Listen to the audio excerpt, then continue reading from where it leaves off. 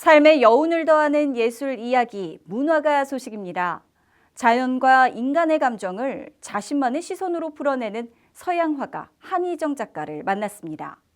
오랫동안 양귀비를 소재로 사람의 내면과 감정을 표현해온 한희정 작가의 작품 세계로 함께 떠나보시죠. 자연과 일상의 모습을 자신만의 시선으로 새롭게 표현하는 서양화입니다. 눈에 보이는 대상을 그대로 옮기기도 하지만 그 안에 담긴 감정과 생각을 색과 형태로 풀어내기도 합니다.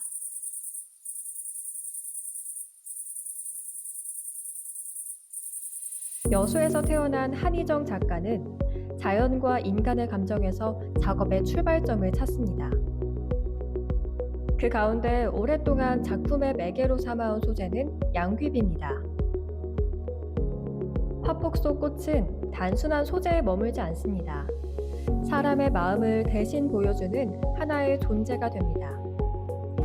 인간 존재가 스스로 자각을 하면서 느껴지는 고도의 그 과정 속에서 느껴지는 자유로움과 유희성, 거기에서 창조하고 해체하는 과정 속에서 오는 미적 즐거움, 그곳에 대상과 또 자아를 자유롭게 넘나드는 표정이 다양한 양귀비를 얹어 놓는 것입니다.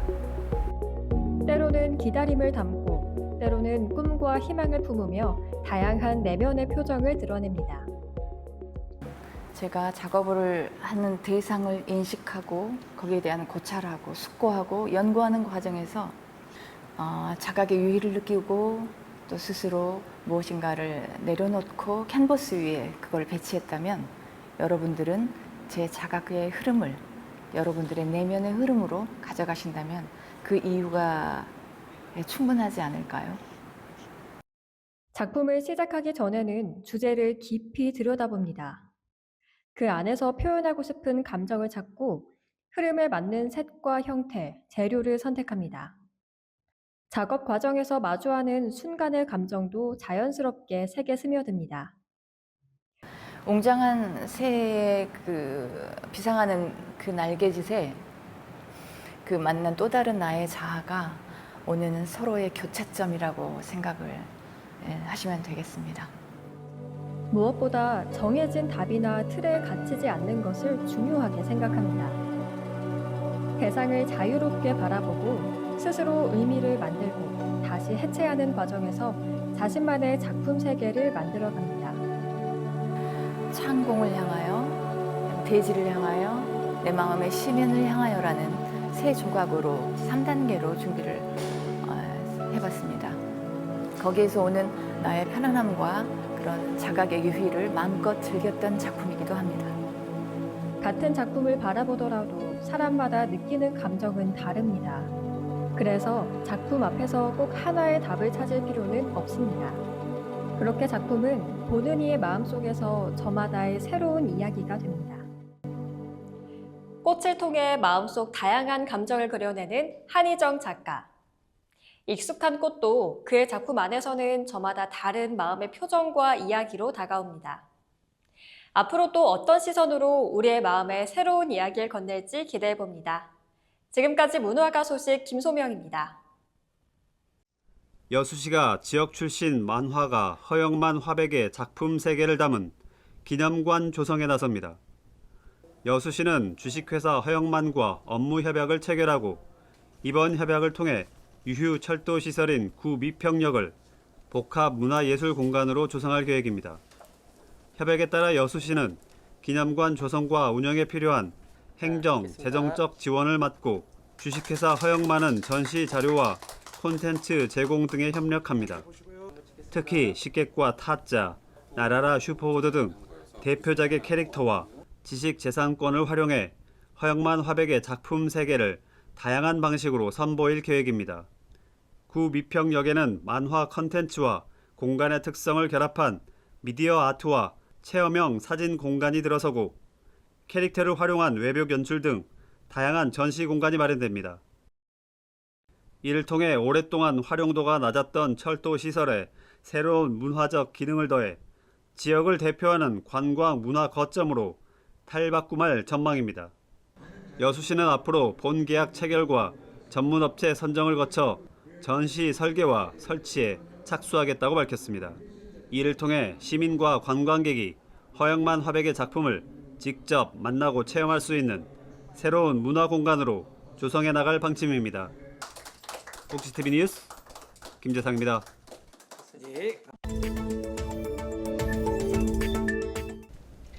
국가 비상사태에 대비한 을지연습이 전남 지역 각 기관에서 실시됐습니다.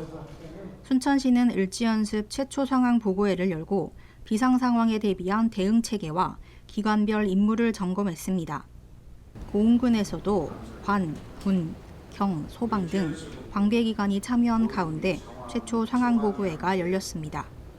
참석자들은 전시종합 상황실 운영 체계와 부서별 임무, 상황 발생에 따른 조치 절차 등을 확인하고 유관기관 간 협력 체계를 점검했습니다. 훈련 기간에는 전시종합 상황실을 24시간 운영하고 전시 전환 절차와 각종 비상 상황에 대비한 훈련도 진행됐습니다. 해남 소방서에서도 비상 소집을 통해 직원들의 응소 상태와 비상 연락 체계를 확인했습니다. 이어 실제 상황을 가정한 훈련을 실시하며 비상사태 발생 시 신속한 대응과 현장 대처 능력을 점검했습니다. 각 기관의 지속적인 훈련과 점검이 위기 상황에서의 대응 역량을 높이고 더욱 안전한 지역사회를 만드는 밑바탕이 되길 기대합니다. 복지TV 뉴스 정아림입니다.